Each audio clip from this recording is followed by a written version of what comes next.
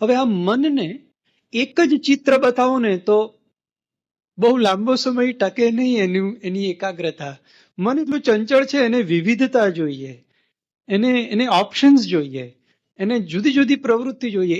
એટલે પછી બીજા શ્લોકમાં ઓપ્શન આપ્યા, શ્રી કૃષ્ણ ગોવિંદ હરે મુરારે હે નાથ નારાયણ વાસુદેવ જીહવે પિબસ્વા મૃતમે તદેવ ગોવિંદ દામોદર માધવેતિ.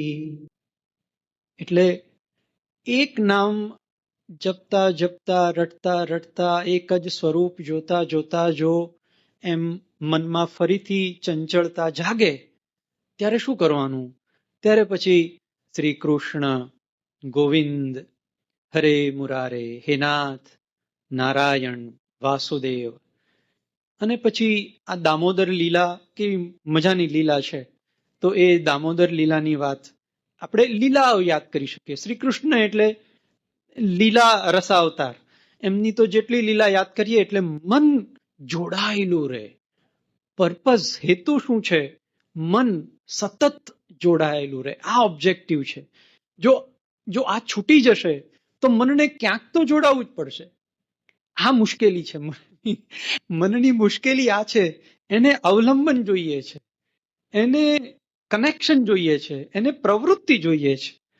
ક્યાં તો તમે ઉત્તર દિશા તરફ આગળ વધી શકો, અને જો ઉત્તર દિશા તરફ આગળ નહીં વધો તો આપોઆપ એ દક્ષિણ દિશા તરફ જશે. કહેવાનું તાત્પર્ય એવું છે કે જો આપણે ઉત્તર દિશા તરફ જવું હશે તો એ દિશા પકડી જ રાખવી પડશે. આ મનનું એવું છે, સતત જોડાણ.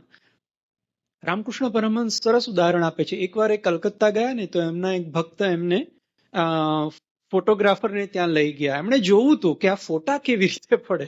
એમને જરા ઉત્સુકતા હતી કે ફોટો પડે કેવી રીતે. તો એમણે કહ્યું હતું ભક્તને કે ભાઈ મને લઈ જજો, બતાવજો ફોટોગ્રાફી શું છે. એમને ફોટો પડાવવા લઈ ગયા. રામકૃષ્ણ પરમહંસના 3 જ ફોટા અવેલેબલ છે. એક તો પોપ્યુલર ફોટો તમે જોયો હશે, પલાઠી વાળીને બેઠા છે હાથ આમ કરીને. એ બહુ ઊંચી ભાવદશાનો ફોટો છે એવું એમણે કોમેન્ટ કરેલી જ્યારે એમને ફોટો બતાવ્યો હતો ને ત્યારે. અને બીજા 2 ફોટા એમના ઊભા હોય એવા છે. એમાંથી એક ફોટામાં એમનો હાથ આમ છે અને પાછળ એક ભાઈ એમને ટેકો આપીને ઊભા છે. એટલે સંકીર્તન વખતે એમને જે ભાવ અવસ્થા થઈ આવતી હતી કુંડલીની જાગૃત થવાથી, તો એ ભાવ અવસ્થામાં આમ ઊભા છે એવો એક ફોટો છે. એમાં એમનો ભાણેજ હૃદયરામ એમને ટેકો આપે છે, ક્યાંક પડી ન જાય. અને ત્રીજો ફોટો પણ ઊભો છે. એમાં એક ફોટોગ્રાફરને ત્યાં કેવા આમ પિલર જેવું હોય ડેકોરેશન માટે, ફોટા પડાવવા માટે, તો એ પિલર ઉપર આમ હાથ રાખી બીજો હાથ અહીંયા છાતી પાસે છે.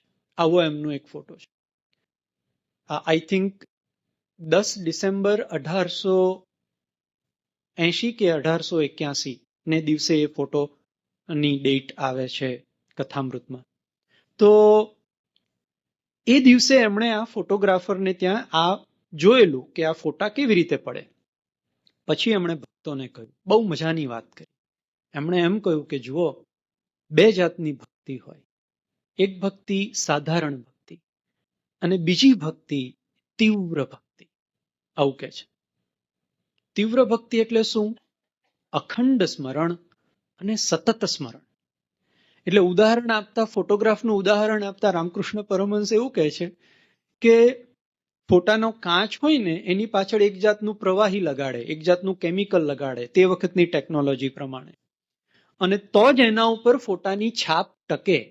જો પ્રવાહી ન લગાડ્યું હોય તો છાપ ન ટકે. એવી રીતે જો સતત સ્મરણ કરવામાં આવે તો જ મન ઉપર પેલી છાપ ભક્તિની ટકે, નહીં તો એ પાછી સાફ થઈ જાય. એની છાપ, સંસ્કાર એટલા ગાઢ સંસ્કાર પડે નહીં.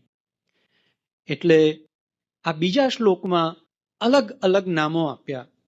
એક નામ બોલતા બોલતા મન થાકે તો એ બીજું નામ બોલી શકે એવી વાત કરી.